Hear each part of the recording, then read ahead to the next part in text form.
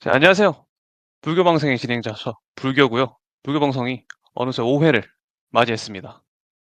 오늘 같은 경우에는 포맷이 그 여러 패널들과 함께하는 게 아니고요. 그냥 1대1 인터뷰 방식으로 한번 해보려고 하고요. 어느덧 시즌 초반이 지나고 한 30경기쯤 각 팀들이 치렀습니다. 그래가지고 이제는 시즌을 어느 정도 진행을 했고 그렇기 때문에 팀들이 어느 정도 가닥이 나왔다라고 평가할 수 있을 것 같거든요. 그래가지고 몇몇 팀들과 그리고 또 이번 시즌 트렌드를 한번 얘기해 보려고 하는데요. 오늘은 저를 도와주실 분으로 이제 미네소타 팬이시자 또 이제 트렌드 좀 잘 아시는 분으로 모셔봤습니다. 세븐멜로님, 안녕하세요. 아, 네, 안녕하세요. 세븐멜로입니다. 오늘 덴버전까지 이겼으면 조금 더 기분 좋게 방송을 했을 텐데, 살짝 아쉽지만, 그래도 요즘 미네소타 기세가 나쁘지 않아서 재밌게 보고 있습니다. 아, 그 요즘에 느바라디오에서 엄청난 또 활약 보여주고 계시지 않습니까? 아유, 근데 그 두 분이 너무 저를 잘 맞춰주셔서 아주 재밌게 방송하고 있습니다.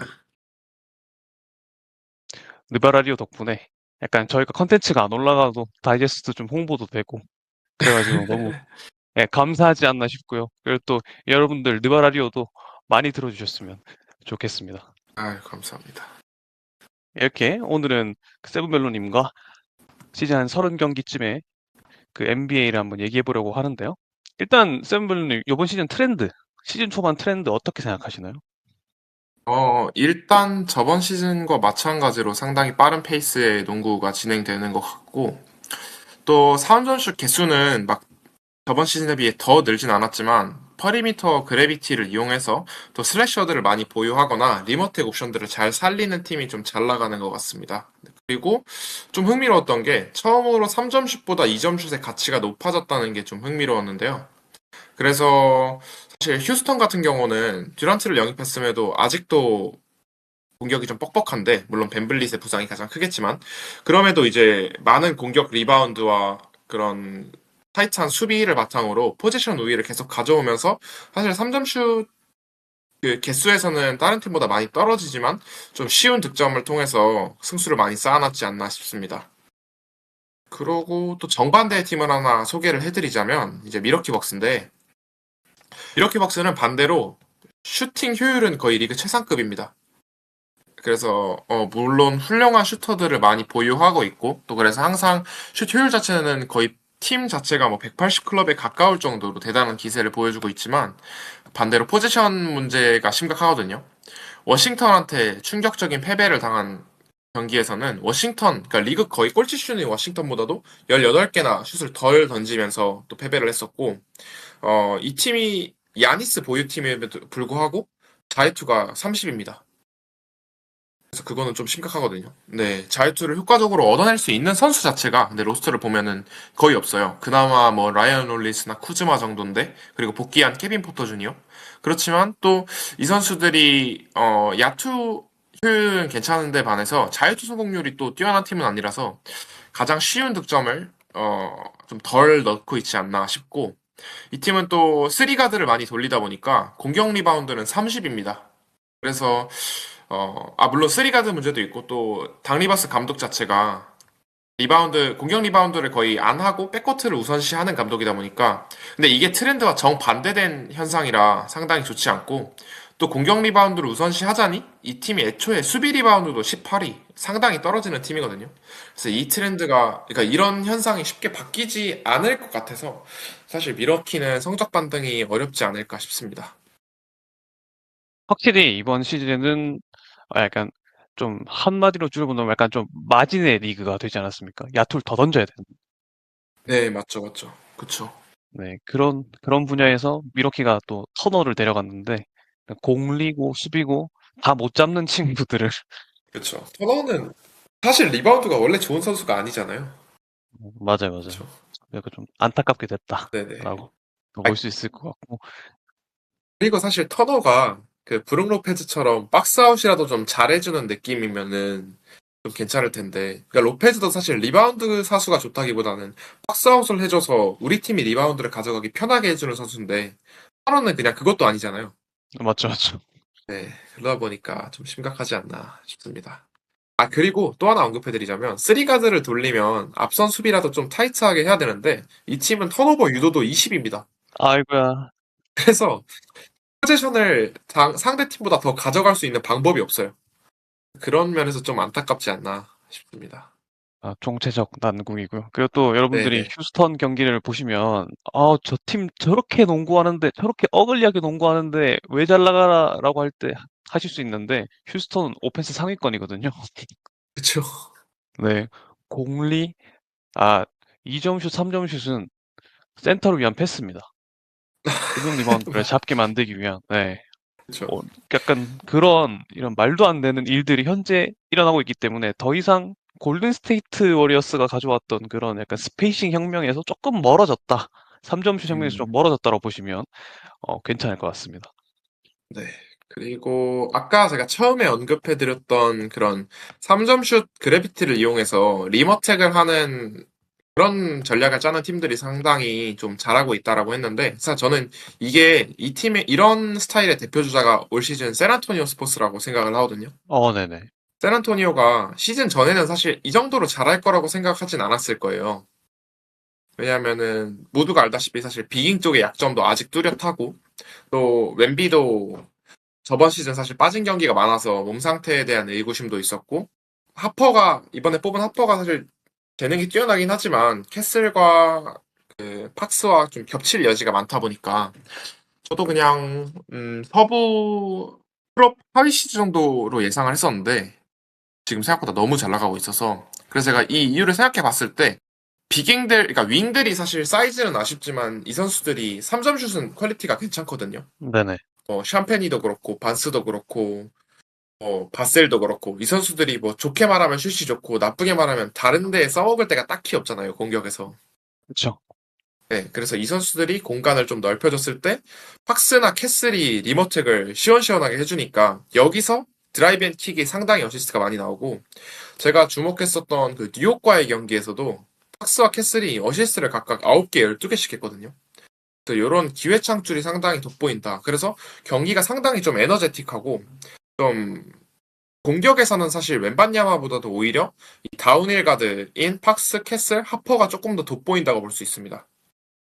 근데 사실 이 팀이 좀 실링을 찍으려면 웬반야마가 공격에서 조금 더 뭘 보여줘야 되는데, 아직은 그 웬반야마가 상대팀들이 전형적으로 하는 대처 있잖아요. 뭐 예를 들어 뉴욕이면 아누노비, 뭐 골스랑 했을 때는 버틀러나 그린이 이제 바깥쪽에서 45도에서 강하게 디나이를 하고 하체로 버티면서 가운데로 못 들어오게 했는데, 이런 수비에 대한 파해법을 아직은 내지 못하는 것 같더라고요.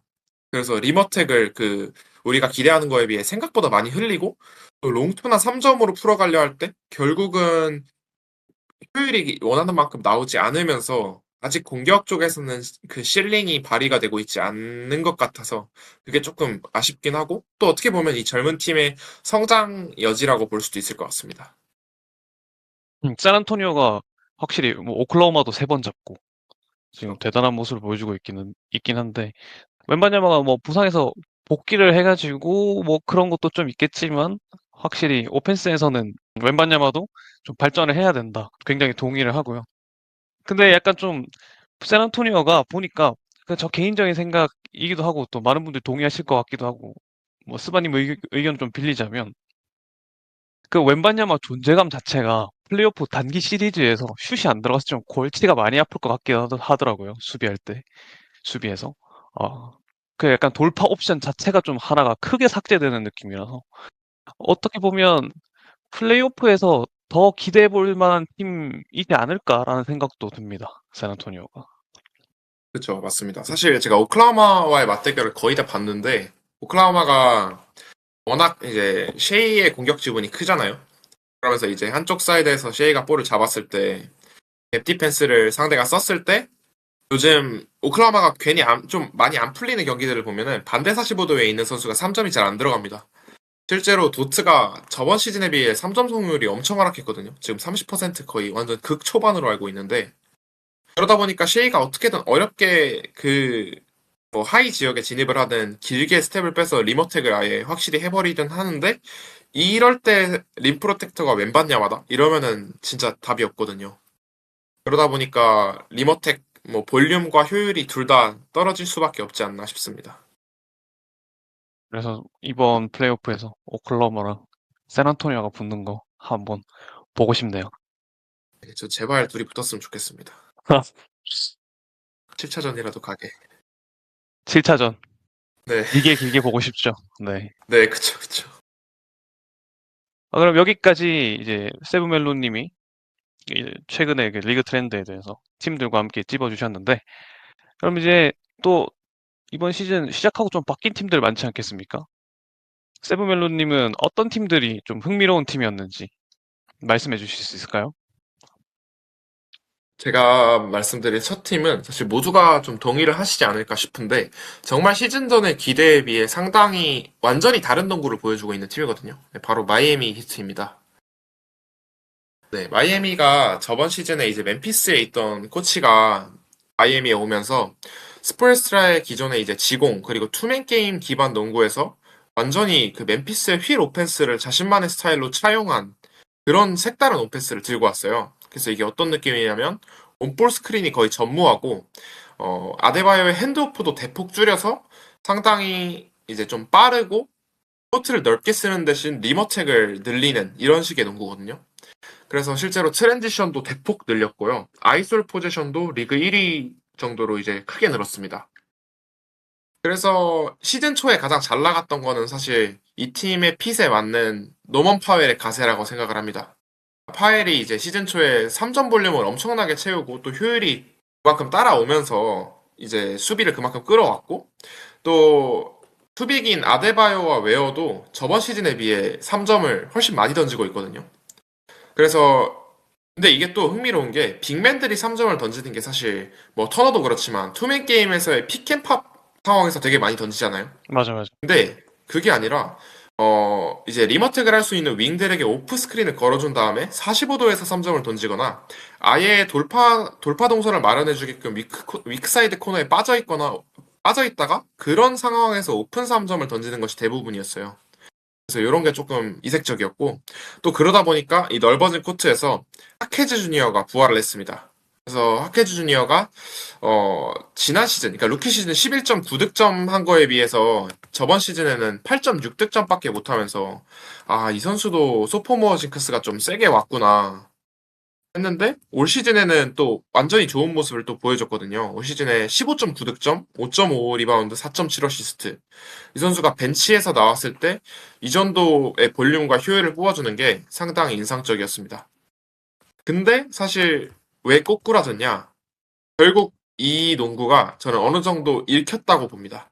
아, 네, 이게 피로펜스가 이제 멤피스에서 하던 것보다 조금 더 복잡한 동선을 가지고 있다고 생각을 하거든요. 멤피스는 좀 한 방향으로 했다면 마이애미는 그거보다는 좀 다채롭게 한다고 생각을 하지만 결국 스크린을 좀 너무 과하게 안 쓴다고 생각을 해요. 그래서 사실 아데바요의 투맨 게임도 저는 어느 정도 괜찮다고 생각을 하고 켈레웨어도 사실 투맨 게임을 좋아하는 빅맨이라고 생각하는데 좀 안 풀릴 때는 이 둘을 살리는 게 좀 좋지 않을까 싶은데 아직까지는 크게 변하지 않는 것 같고요.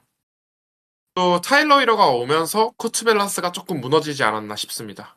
타일러 히러가 아직은 노먼 파일과도 그닥 맞는 것 같지 않고 또 벤치에 있었던 하케즈 주니어랑 붙이면서 벤치를 한번 이끌어봐라 라고 했지만 여기서도 딱히 좋은 성과가 나오지 않았어요. 그래서 지금 또 마이애미의 그 집, 딱 그 5할 승률 언저리로 돌아갔거든요. 16승 15패인데 플레이인 그 근처 말씀하시는 거죠? 그쵸. 지금 8위거든요. 아, 8위가 네. 마이애미, 이제 9위가 시카고, 10위가 애틀랜타, 11위가 미러키. 다 모였습니다. 예상대로. 순위는 다 모였어요. 아, 친구들이 모였군요. 그쵸. 그래서 여기서 사실 나가려면은 스포엘스트라 감독이 워낙 뛰어난 감독이긴 하니까 지금 이 세팅 자체는 매력적이긴 한데 여기서 변주를 조금씩 주는 게 중요할 것 같습니다. 저도 마이애미 경기를 시즌 초반에 봤을 때 저는 그 한 분이 뭐 인디애나 모방한다고 해서 경기 안 보고 그런 줄 알았는데 보니까 멤피스 코치가 같더라고요. 네네, 맞아요. 이렇게 뺑뺑이 돌면서 스크린 안 걸고 그냥 드라이브 때리고 3점 쏘고 아데바요 코너가 있고 그걸 봐가지고 멤피스잖아라는 생각을 했거든요. 근데 말씀하신 대로 그뭐 히로도 오고 약간 그 로스터에서 누가 공을 잡아야 될지도 있기는 하겠지만 저는 어쨌든 아데바요가 그걸 잘하는 선수는 아니라고 생각을 해요. 3점 쏘는 거 코너에서. 그쵸. 그리고 또 이 휘리오 패스가 멤피스도 좀 그랬었지만 한 번 좀 공격이 안 풀릴 때 한 런을 좀 크게 당하는 느낌이 좀 있었거든요. 그쵸, 그쵸. 네, 약간 코트 공황 상태라고 해야 될까요? 약간 다들 뭐 어떻게 풀어나가야 될지 모르는 그런 상황이 좀 와가지고 약간 좀 적절히 아데바요 있을 때 안 풀리면 다시 좀 핸드오프 쓰고 이러면서 좀 조정을 좀 하면 좋지 않을까라는 생각을 네네. 해봅니다. 그리고 저는 이 팀의 꼬꾸라진 이유 중에 하나가 또 아데바요는 제가 봤을 때 3점 슛이 다시 회귀를 했습니다. 지금 4.4개 눌러서 1.4개, 31.4%인데 이 정도면 사실 위협적인 옵션이 아니잖아요. 그렇죠. 네, 그것도 그렇고 이제 히로가 왔을 때 히로가 어쨌든 마이애미의 사실 에이스긴 하니까 이 선수를 주전으로 올리면서 그 헬레레오를 벤치로 잠깐 내렸었어요. 네. 이러다 보니까 높이에서 너무 약점이 드러나더라고요. 그래서 음, 이것도 좀 아쉬웠고 그 다음에 자꾸 돌격대장 역할을 주전 라인업에서 다비온 미첼한테 맡기는데 이 선수가 빵도 좋고 깡도 좋고 리머텍 자체를 못하는 선수는 아닌데 사실 효율이 그렇게 좋진 않아서 워낙 사이즈가 작다 보니까 맞죠, 맞죠. 이 역할을 시즌 내내 이렇게 많이 부여를 할지 저는 그것도 좀 궁금하긴 합니다. 아, 그래서 마이애미는 시즌 초반에 그런 새로운 휠 오펜스와 함께 했지만 다시 좀 과도기에 들어가 있다로 정리하면 네네. 될 것 같고요. 그럼 이제 마이애미 말고 또 다른 팀은 또 없을까요? 아, 네. 마이애미보다 성적이 조금 더 좋은 팀 하나 뽑아봤는데요.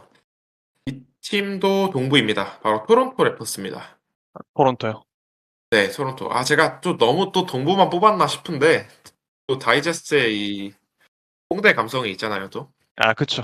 모르는 팀 얘기해야죠.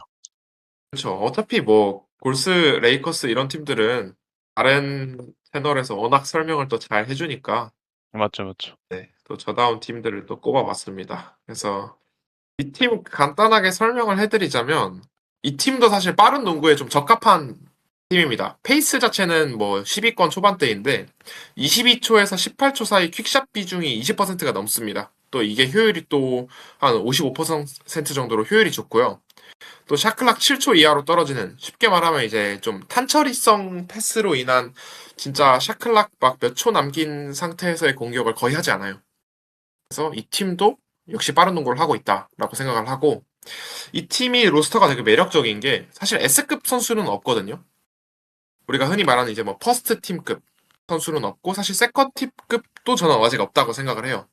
하지만 잉그램, 반즈, 바렛, 퀴클리 이렇게 네 명이 있을 때 이 선수들이 다 자기가 드라이브 앤 킥 그리고 샷 크레이팅이 어느 정도 되다 보니까 볼이 되게 잘 돕니다.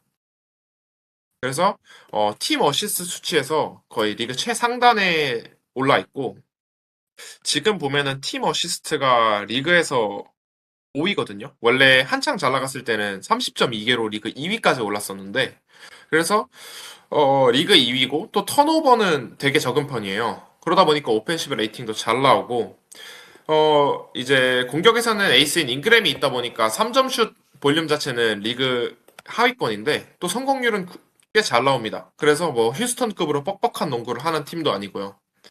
그래서 잉그램 반즈, 바렛, 퀴클리 이렇게 모두가 건강했을 때는 쉽게 말하면 잉그램 반즈, 바렛이 야투 한 15개씩 시도를 하고 퀴클리가 그거보다 조금 적게 시도를 해서 그냥 4명이 다 20득점 그리고 3명이 다 20득점 그리고 퀴클리는 15득점 이렇게 좀 어디서든 이 4명 중에 한 명이 공격을 풀어줄 수 있는 그런 농구를 했었어요. 그리고 저는 이 팀의 성장에 사실 반즈가 되게 컸다고 생각을 하는데 반즈가 저번 시즌과 달리 그 효율이 낮은 옵션들을 좀 많이 버렸습니다. 저번 시즌에는 풀업 비중이 35%나 됐었거든요. 네네. 네, 그리고 이 풀업 성공률이 39%, 그리고 캐치앤슛을 20%로 던졌는데, 캐치앤슛 성공률도 31.5%.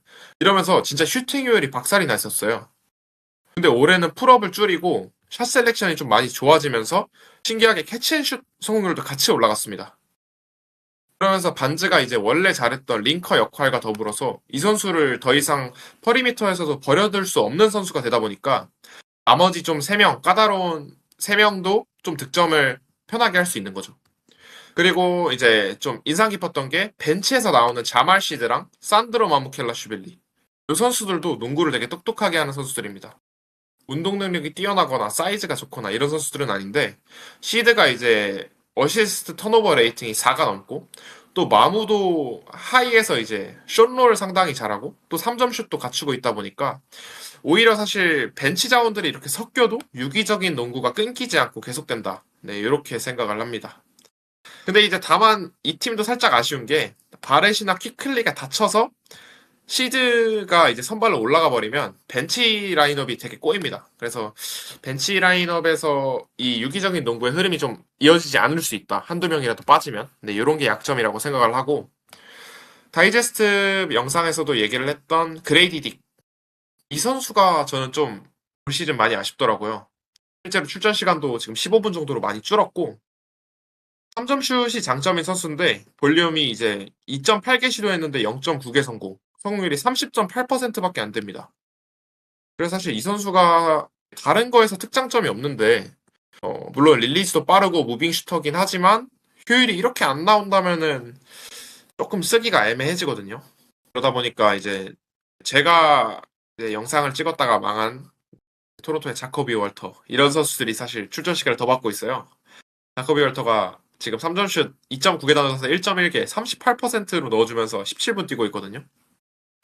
그러다 보니까 딕이 이제 처음에 뽑혔던 기대치에 비해 지금 이렇게 못해주면은 사실 좀 위태로울 수 있다 싶고 또 신인인 콜린 머레이 보일스가 3점도 어쨌든 던질 수 있고 전방위 수비력도 갖췄고 패스 센스도 있고 그리고 실제로 경기에서 보면 뭔가 좀 많이 하고 싶어 하는데 결국 그냥 퍼들의 백업인 뭐 덩커 스팟에서 대기하는 그런 받아먹기 득점밖에 안 해서 요것도 조금 활용도가 아쉽긴 합니다. 전반적으로 제가 토론토로 봤을 때 일단 지금 토론토가 사실 좀 흔들리고 있잖아요. 네네네. 뭐 바렛도 빠지고 그리고 또 퍼들도 아프다고 하더라고요. 그쵸 그쵸. 퍼르시 은근 잘 빠집니다 퍼들이. 그래가지고 약간 팀이 로스터에 다 있을 때 유기적으로 돌아가는데 하나씩 부품이 빠지기 시작하면 좀 하자가 좀 나타나는 지금 그런 상황이라 볼 수 있고 특히 이게 산드로가 백업 센터에서 숏롤로 뭘 보여주는 선수긴 하지만 결국엔 이 팀 센터가 퍼들 하나밖에 없거든요. 약간 이런 것도 조금 밸런스가 안 맞는 것 같고 사실 저 콜모보 저 친구가 산드로처럼 숏롤 해야 되는데 덩커 스팟에 있고 이런 거 보면 아 뭔가 주전은 좀 주전이랑 쉐드, 산드로가 뭐 요렇게 한 7명까지는 좀 최적화가 돼 있는데 나머지 멤버들은 좀 최적화가 덜 돼 있지 않나라는 생각이 좀 드는 팀입니다. 아, 네. 맞습니다. 근데 뭐 사실 이렇게 잘할 줄 몰랐는데 좀 신기하더라고요. 하는 거는 근데 옛날이랑 비슷하긴 하잖아요. 예를 들어 뭐 일단 퀵샷 때려보고 안 되면 자 이제 우리 샤클락 다 쓰고 슛 쏘자.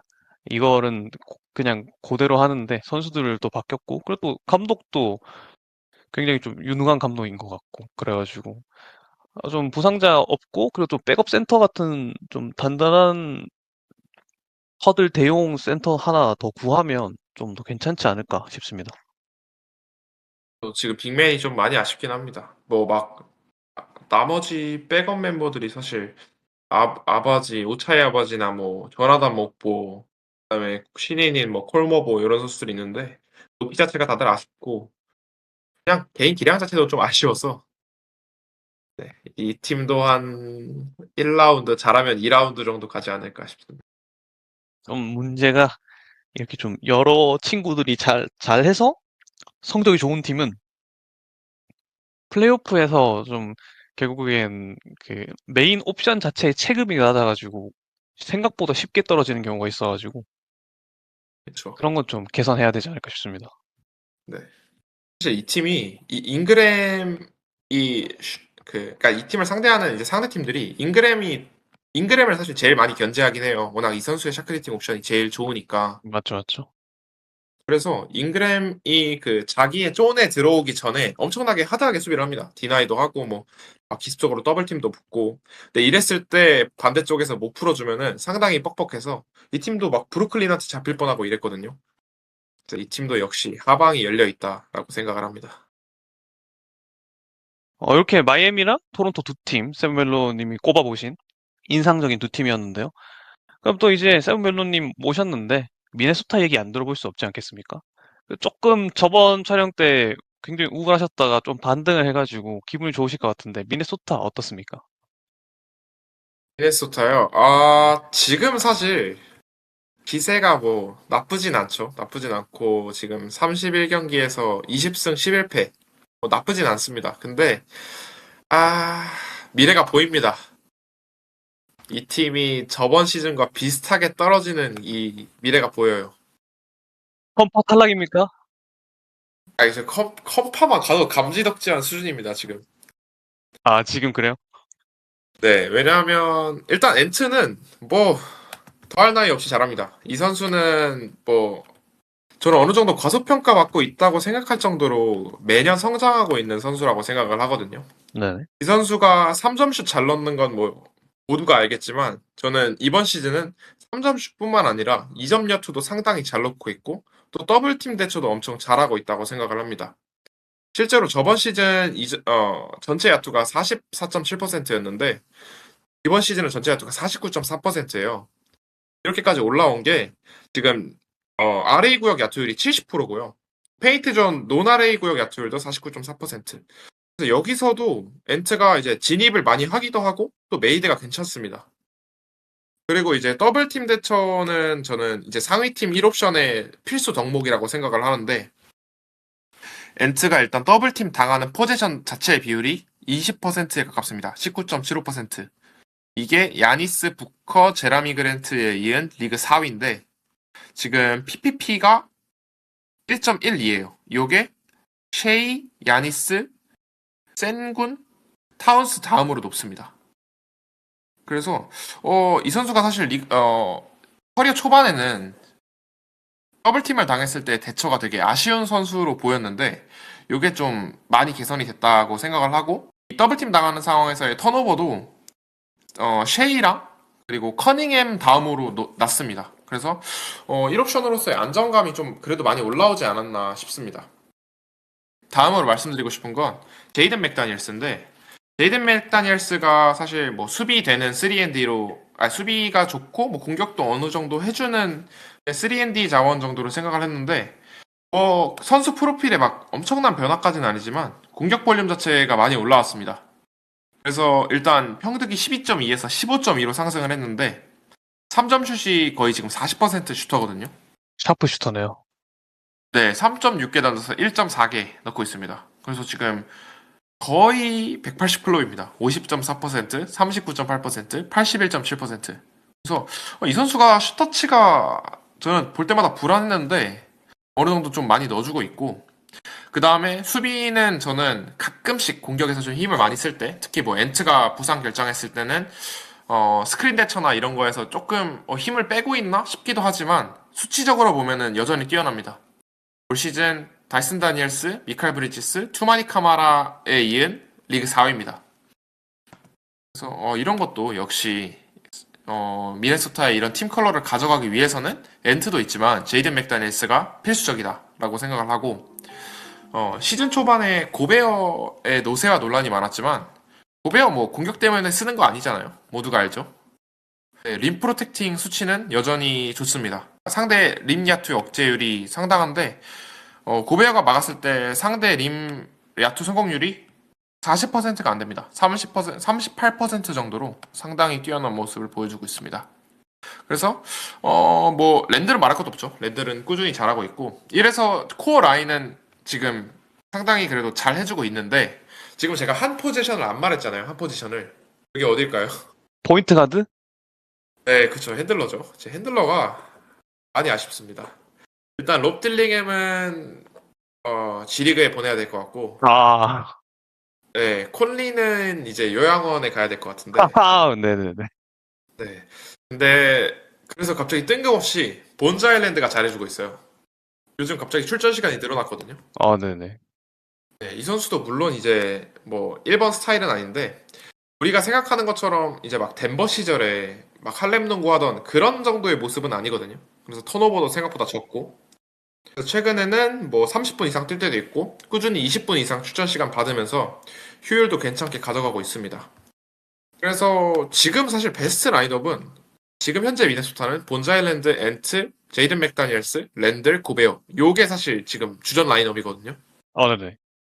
근데 사실 그래서 제가 2라운드 탈락 아니면은 컴파 탈락할 것 같다고 말씀을 드린 겁니다. 아, 네, 이게 좀 아쉬워요. 그래서 사실 미드 시즌 트레이드로 핸들러를 데려왔으면 하지만 뭐 미네소타가 그런 데서 워낙 적극적인 팀은 아니다 보니까 사실 썩 기대가 되진 않습니다. 또, 뭐, 매물도 많이 없죠. 그쵸, 매물도 많이 없고. 그래서 이게 워낙 팬이라 그런지 항상 잘하고 있어도 지금 사실 8승 3패인가 9승 3패거든요. 최근 경기 기록이. 굉장히 좋더라고요. 네, 근데 이게 또 좋은 얘기로 끊을 수가 없네요. 아쉬운 점이 보이다 보니까. 네, 또 컴파만 2번 갔나요? 연속으로? 그쵸, 그쵸. 약간 그렇다 보니까 파이널도 가고 싶은데 그쵸. 좀 약간 그 한 끗이 아쉬우니까. 네, 그리고 뭐 오클라호마 덴버 이거 이기기가 상당히 빡셉니다. 세란도 마찬가지고. 이게 좀 미네소타 역사상 이렇게 컨텐더에 가까웠던 시즌이 없는데 거기서 한 걸음이 좀 부족하네요. 그쵸. 사실 미네소타는 원래 오프 시즌에 더 말이 많은 팀이었는데 뭐 루키 누구 뽑냐, 그쵸. 누구 데려와야 된다 이런 팀이었는데 사실 지금이 되게 호황기긴 한데 호황기에 그래도 파이널이라도 좀 가봤으면 좋겠다는 염원이 있습니다. 그런 거 보면 저도 작년에 계속 파이널 본 게 어딘가 싶네요. 와, 진짜 거의 우승했잖아요. 저는 한 0.4우승 정도로 취급하고 있기 때문에. 아, 맞습니다. 아무튼 그런 걸로 하고 미네소타 얘기 여기까지 해보도록 하겠습니다. 이렇게 세븐멜로님과 여러 팀들 얘기하면서 또 변화하는 리그 트렌드에 대해서 얘기도 좀 해보고 또 인상적인 팀에 대한 얘기를 한 굉장히 흥미로운 시즌 초반인데요.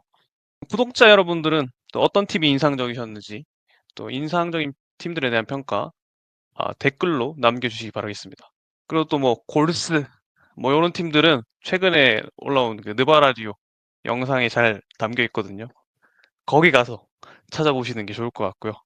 또 오늘은 좀 이렇게 1대1로 진행을 해봤는데 네, 새로운 방식이 괜찮다면 아마 또 다음에도 이런 식으로 한번 팟캐스트를 진행해 보도록 하겠습니다.